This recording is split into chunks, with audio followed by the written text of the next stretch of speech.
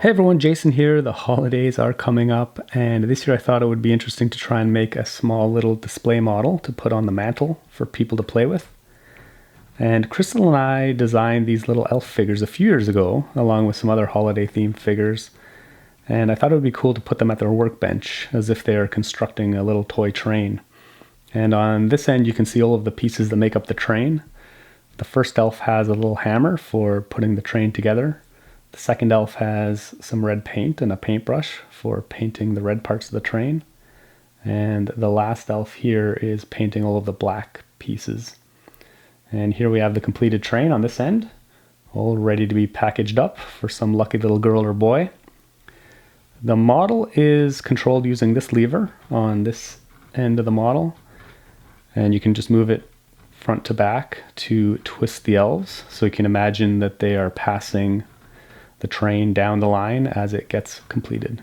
So how does it all work? I've taken the model apart a little bit. I've taken all the elves off for one thing to more easily show you what's going on underneath. And each elf sits on a little pedestal here that can rotate through an axle that runs through the base.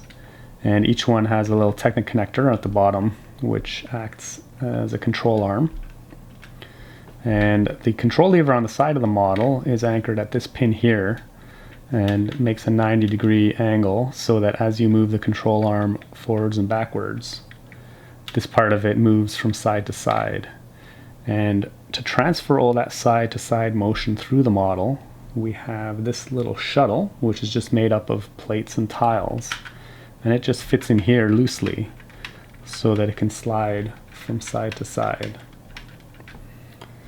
And then we will anchor that to the control arm using this axle and Technic connector, and we'll connect it to one end of that shuttle using a Technic half pin, so that now as we move the control arm, the shuttle will move from side to side. And this is a great little compact way of getting that linear side to side motion to transfer throughout the model.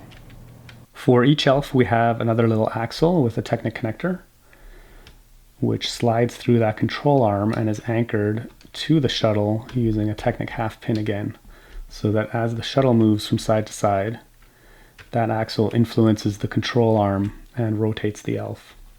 Now there are a lot of different ways and different Lego pieces you could use to make a connection like this, and this ended up being the most compact collection of pieces that I found to do it, which is why I'm using it. And the other elves are connected in the same way, except for the middle elf is anchored on the opposite side of the shuttle, and that is how the center elf rotates out of phase with the ones on the end to make it seem like they're passing the pieces of the train between them. And that is about all there is to it. I have created building instructions for this model, which you can find over at jkbrickworks.com as usual.